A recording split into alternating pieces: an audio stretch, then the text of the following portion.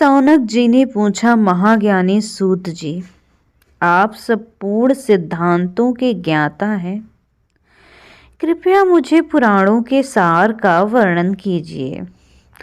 ज्ञान और वैराग्य सहित भक्ति से प्राप्त विवेक की वृद्धि कैसे होती है तथा साधु पुरुष कैसे अपने काम क्रोध आदि विकारों का निवारण करते हैं।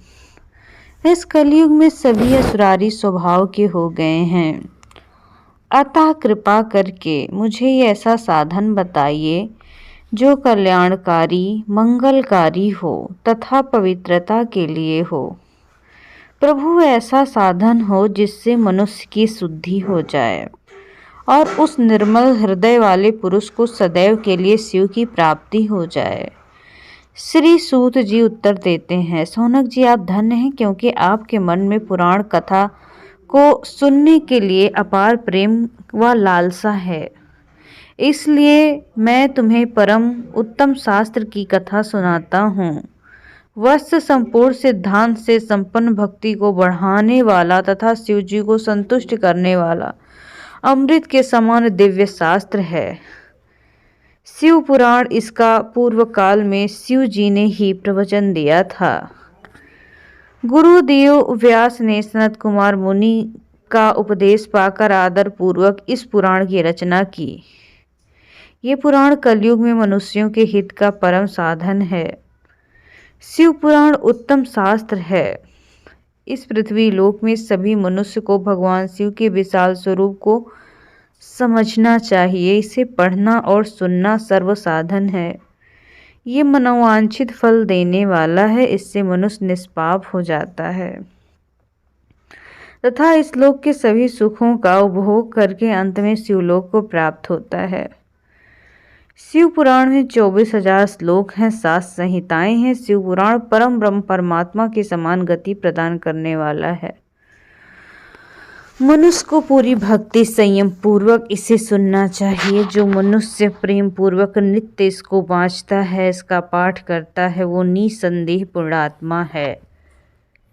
भगवान शिव उस विद्वान पुरुष पर प्रसन्न होकर उसे अपने परम धाम को बुलाते हैं। प्रतिदिन आदर पूर्वक शिव पुराण का पूजन करने वाले मनुष्य संसार में संपूर्ण भोगों को भोग कर भगवान शिव के पद को प्राप्त करते हैं। वे सदा सुखी रहते हैं। शिव पुराण में भगवान शिव का सर्वस्व है। इस लोक और परलोक में सुख की प्राप्ति के लिए आदर पूर्वक इसका सेवन करना चाहिए। ये निर्मल शिव पुराण धर्म, अर्थ, काम और मोक्ष चारों रूपों का पुरुषार्थ देने वाला है। अतः सदा प्रेम पूर्वक से सुनना और पढ़ना चाहिए। दूसरा अध्याय, देवराज को शिवलोक की प्राप्ति, चंचुला का संसार से वैराग्य। श्री सौनक जी ने कहा, आप धन्य हैं, आप परमार्थ तत्व के ज्ञाता हैं। आपने हम पर कृपा करके हमें यह अद्भुत और दिव्य कथा सुनाई है। भूतल पर इस कथा के समान कल्याण का कोई साधन नहीं है। आपकी कृपा से ये बात हमें समझ में आ चुकी है। सूत जी कहते हैं, इस कथा के द्वारा कौन पापी शुद्ध नहीं होता होगा।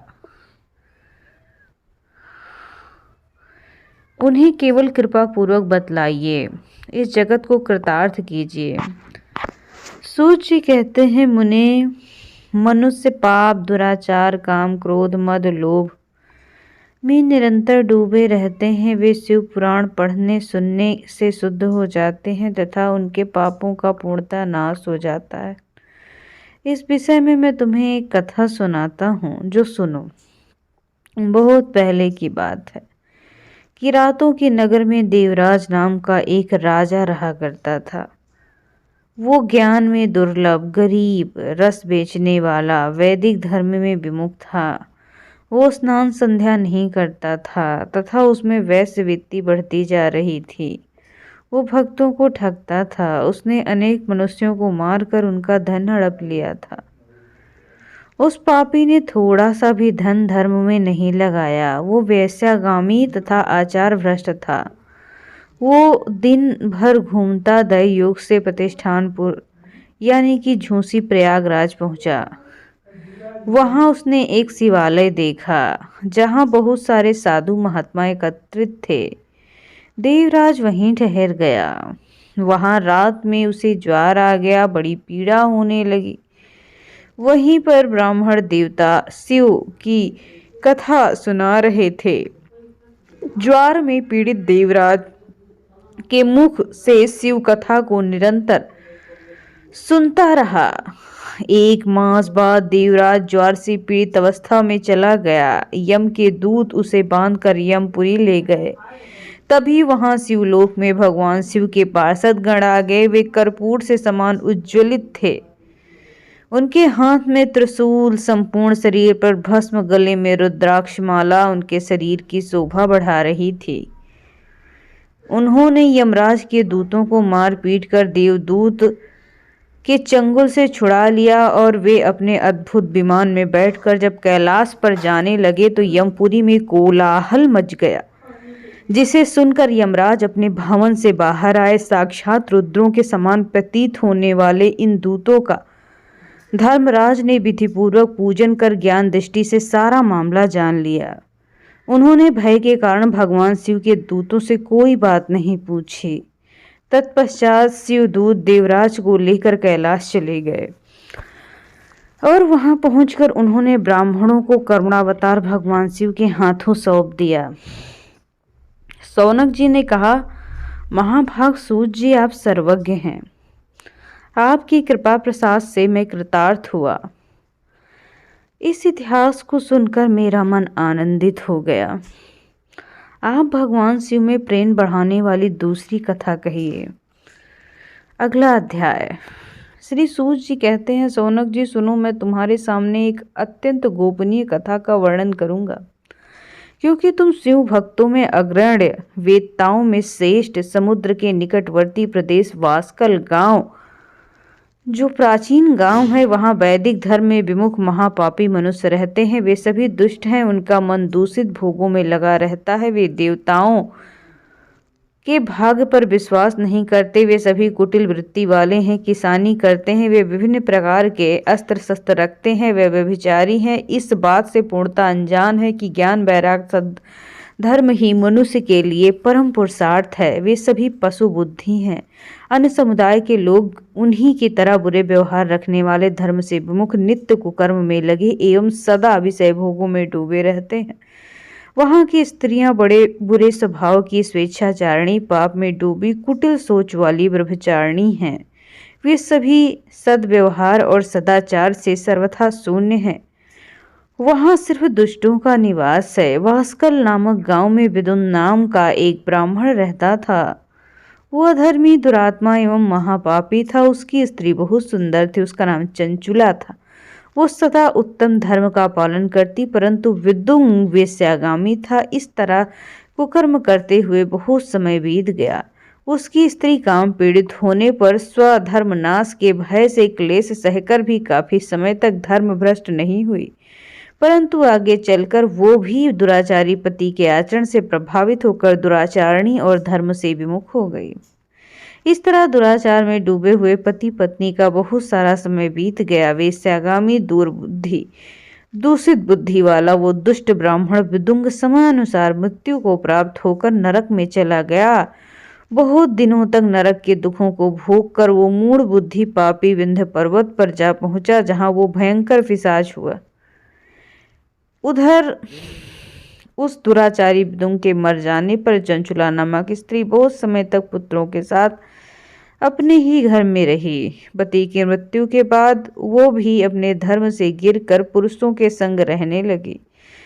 सतियां विपत्ति में भी अपने पति धर्म का पालन करती हैं, उन्हें छोड़ती नहीं। यही तो तप है, यही सबसे कठिन तप है, लेकिन इसका फल मीठा भी होता है। विषयी इस सत्य को नहीं जान सकता, इसलिए वो विषयों के विष फल का स्वाद लेते हुए भोग करता है। एक दिन दैवयोग के किसी पूर्ण पर्व के आने पर वो भाई बंधुओं के साथ गोकर्ण क्षेत्र में गई। उसने तीर्थ के जल में स्नान किया एवं बंधु जनों में साथ यत्र तत्र घूमने लगी। घूमते घूमते वो एक देव मंदिर गई। वहां उसने एक ब्राह्मण से मुख से भगवान शिव की परम पवित्र एवं मंगलकारी कथा सुनिए। कथावाचक ब्राह्मण कह रहे थे कि जो स्त्रियां व्यभिचार करती हैं वे मरने के बाद यमलोक जाती हैं, तब यमराज के दूत उन्हें तरह तरह की यंत्रणा देते हैं। उनके कामांगों को तप्त लौह डंडों से दागते हैं, तप्त लौह के पुरुष से उनका सत्संग करते हैं। ये सारे दंड इतनी वेदना वाले होते हैं कि जीव पुरुष या जीव पुकार पुकार कर कहता है वो अब दोबारा ये नहीं करेगा, लेकिन यमदूत उसे छोड़ते नहीं। कर्मों का फल तो सभी को भोगना पड़ता है। देव ऋषि मनुष्य सभी इससे बंधे हैं। ब्राह्मण के मुख से ये वैराग्य बढ़ाने वाला कथन सुनकर चंचुला भय से व्याकुल हो गई। कथा समाप्त होने पर सभी लोग वहां से चले गए। तब कथा बाँचने वाले ब्राह्मण देवता ने चंचुला से कहा, हे ब्राह्मणी, धर्म को जानने के कारण मेरा मन बड़ा ही शुद्ध हो गया है। मैं दुराचार में डूबी रहती थी। स्वामी, मेरे ऊपर कृपा करके मेरा उद्धार कीजिए। आपके प्रवचन को सुनकर मुझे संसार से वैराग्य हो गया है। मुझ मूढ़ चित्त वाली पापनी को धिक्कार है। मैं निंदा योग्य हूँ। मैं बुरे विषयों में फंसकर अपने धर्म से विमुख हो गई थी।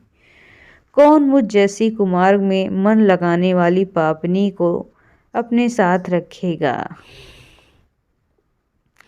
जब यमदूत मेरे गले में फंदा डालकर मुझे बांध कर ले जाएंगे और नरक में मेरे शरीर के टुकड़े करेंगे, तब मैं कैसे उन महायातनाओं को सहन कर पाऊंगी। मैं सब प्रकार से नष्ट हो गई हूँ, क्योंकि अभी तक मैं हर तरह के पाप में डूबी रहती हूँ।